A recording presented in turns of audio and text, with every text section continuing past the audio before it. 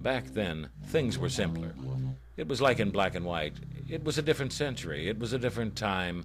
It was a different world. You sensed evil then, and you knew good. I grew up in a small town in Appalachia in the 50s and 60s. You've heard of Appalachia, haven't you? It's America's ghetto for white folk. The name of the town doesn't matter. If you ever got lost in the mountains, you'd probably see the town 5 or 6 times anyway. There are hundreds just like it. Just the name of the town would be different. It was about 1958, and I was 12. Some things from that time long ago have faded like those instant color pictures that we used to take. However, the memories of other things remain like that scar on your arm from a dog bite decades ago. The cans from the food we ate long ago still sustain us. The memories of the people that ate us then also remain, such as the case of Lester Bing. He lived on a little hill in town, just about a quarter mile from my house. His house set up on a hill in the back of our house about 1/4 of a mile. I used to take a short cut after my paper deliveries through a field near his house. I'd see Lester perhaps in his yard, or more appropriately, dirt patch in front of his house. He never spoke to me. Grown-ups rarely spoke to children in those days, except for that occasional cold blast of ridicule. We were invisible for the most part. I guess most folks saw us as an accident of recreation, just another mouth to feed from a sparse larder. Back to Lester. I guess I knew him for 15 years or so. His shack was little more than a shelter from the heat and snow. It was unpainted and had the appearance of an abandoned shed except for the clutter. It was about 20 by 12 feet. He, his wife Clara, and 2 kids spent most of their lives in the squalor and hopelessness of this abode. The roof was covered with old tar paper held together here and there with globs of additional tar. 2 fairly sized rocks and an old automobile tire held down the sheltered covering in 2 areas. The tire was held down by a piece of rotted timber of unknown origin. These were there in place of nails or in place of consistent labor on Lester's part. The entire shack exuded an air of hopelessness. A cold chill seemed to emanate from the place as you passed by. It was like the cold experienced when you open a freezer. It was a cold that seemed to suck the very warmth out of your body, leave you helpless, abandoned, disoriented, terrified. I remember the backyard was barren from the continuous dishwasher and washer water thrown out daily by his wife. There was a pockmarked clay and earth here and there. The area was about 20 by 30 feet. It had a compactness about it. It continually exuded a lifeless, foul, and dank odor. It was as barren as the lives of those who dwelled a few feet away. A miserable, thin, gray mongrel dog tied to an iron stake beside a rotting wooden doghouse ambled aimlessly on a 10-foot chain tether. His one functional eye, matted and swollen, surveyed the miserable surroundings constantly. Drying mounds of feces decorated the edge of his tether reach. An equally dilapidated outdoor toilet completed the accoutrements of the back.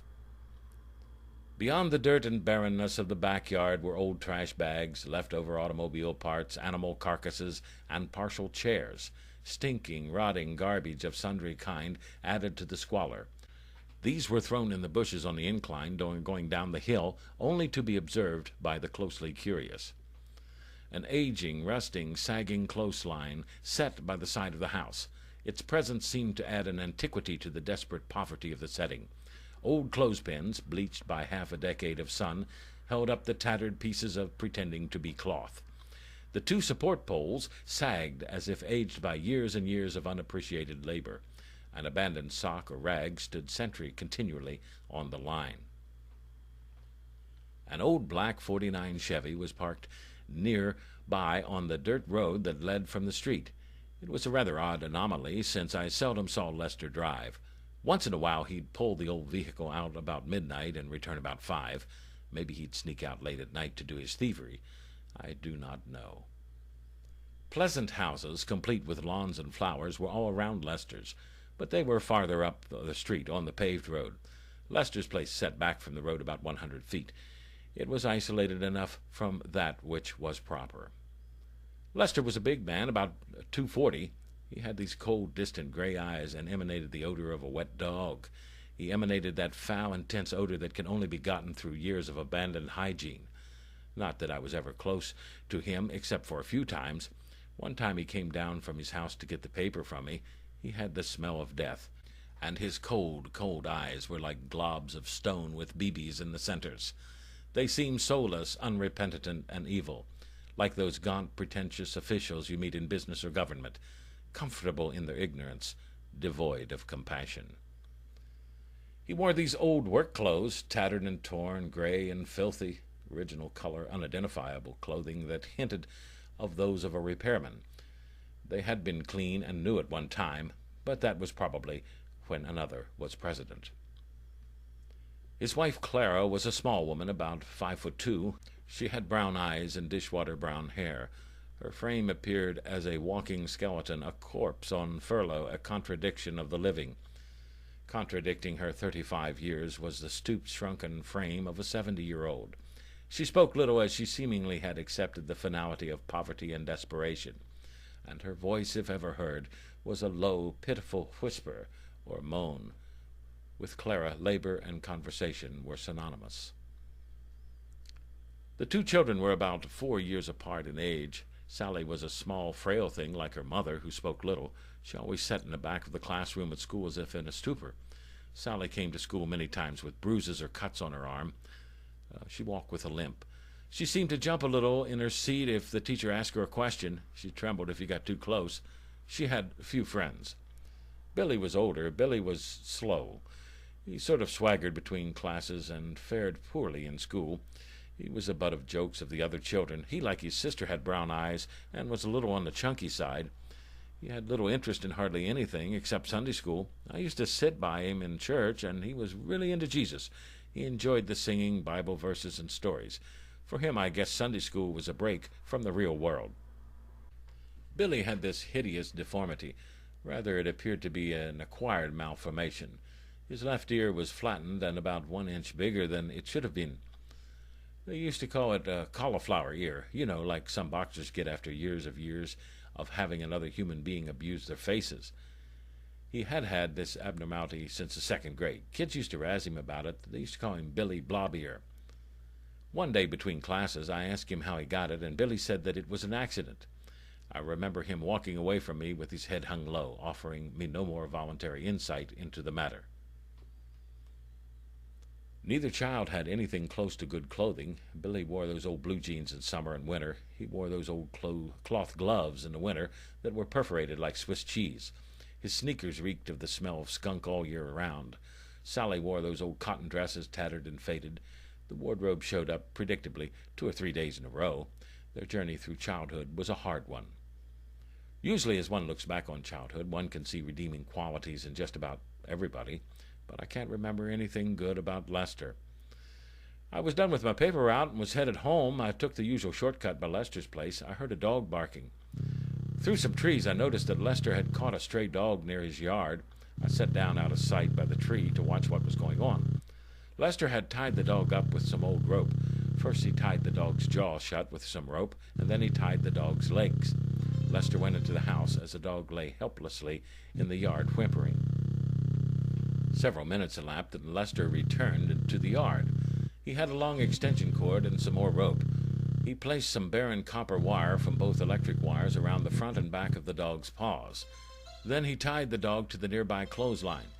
He ran the extension cord back in the house and plugged it in. The stray dog moaned in misery for about a half a minute and died. A blue smoke rose from the wires attached to the lifeless animal. After several minutes, Lester unplugged the extension cord, untied the dead dog, and tossed him in the bushes in the backyard. The hideous event was complicated by the fact that Lester was laughing, like he enjoyed the suffering and death of the poor animal. People possessing such cruelty can't be trusted. They scheme for pain, and they suck the joy out of their surrounding environment. They represent one who has no love for anything or anybody, not even themselves. I hurried home from the event, insulted by the cruelty and motivated by terror. I knew I was in the wrong place for discovery at that time. Nevertheless, I will never forget the event. There are things that make you sick even to think about them today. The years cannot placate the feeling. Time refuses to heal the pain and anguish. Lester was like that. Ralph, who lived on the paved road near Lester's, told me of the following incident. Billy had an accident one day. Lester was in the outhouse, and Billy really had to go. Lester lingered in the outhouse, and Billy didn't know what to do. Anxiousness and diarrhea combined, and Billy dirtied his drawers. I was not witness to the incident, but heard it from a friend. When Lester found out that Billy had soiled himself, he made him eat the feces. I do believe it happened. Oh, there were many times I passed the house that I heard moans and screams from the shack. It was as spooky at night in the winter, with the dog barking and the low whimpering moans emanated. Incoherent emotional sobbing from inside drifted into the night air like banshees for the mind. An occasional ugly shadow of Lester was evident on the pulled-down blinds. One time I saw the shadow of a belt or something in Lester's hands, cursing, stumbling, groaning, crying, sobbing, the sounds of a madhouse. He cleaned wild game right next to the shack. Had this old piece of plywood, about 2 by 3 feet. I saw him many times cleaning squirrels or rabbit or groundhog. He'd hammer a spike into the skull of the dead animal and skin it right there. I once saw him drink the warm blood right out of the carcass. He held the squirrel up like one of those leather wine pouches and drank the blood. He threw the guts and the unusable over the small hill. I walked on, looked straight ahead, like I didn't see him. You couldn't be too careful around Lester. He seemed to derive too much pleasure out of killing animals. Yes, I saw him many times chop off a chicken's head on the old wood block with his axe. He'd let the poor creature run around for several seconds after the decapitation. Lester was a good shot. He used to go to the turkey shoot for the fire department. They'd give you an old .22, and you'd have 3 shots to hit the bullseye. The target was quite a distance away. I tried, but never could hit it. Lester seemed to hit the bullseye on at least one of the 3 shots for $1. It used to really piss me off. He always went home with a turkey from these events. He even won the $500 jackpot one year at the bingo at the carnival. The volunteer fire department had a tent up every year at the school in the summer. Such good fortune for the despicable make you wonder. Perhaps Lester had a pact with the devil. Lester didn't seem to have a steady job. Instead, he took on those things that just about everyone else didn't like. He dug graves for the mortician. He'd clean the shit out of chicken and turkey coops. He seemed to be at those 1 or 2 day short projects of the coal barons, farmers, or the small businessmen, unload trucks, load trucks, put cattle in the truck, take them out. He seemed just to make enough to subsist and to drink, and he did a lot of the latter. I saw him a lot of times over at Pegg's across the bridge. Pegg's was a hole-in-the-wall beer joint right by the river. It was a humble establishment with about 6 booths and 10 bar stools. An aged jukebox set in the corner to the never-cleaned restroom. He usually sat alone in a booth drinking beer. Few bothered to speak to him. He sat still, gazing at the front of the establishment like someone in a daze, his limited mind possibly contemplating chicanery beyond the norm of even the continually corruptible. When he left Pegg's, the conversation would pick up among the drinking crowd. It was like Lester was a limiting gag order. If it were in late evening, Lester would piss off the bridge. No one in the immediate area had the nerve to object. I once saw him piss in the back of the Baptist church at the bottom of the hill. Lester was a mean drunk. You know, one of those that like to pick on people, inflict pain. But he had better sense than picking a fight in Pegg's. She didn't allow that. He'd wait. Lester was an opportunist. Stanley Ray was a short, obnoxiously thin fellow who liked to talk. I guess this middle-aged fellow got on people's nerves.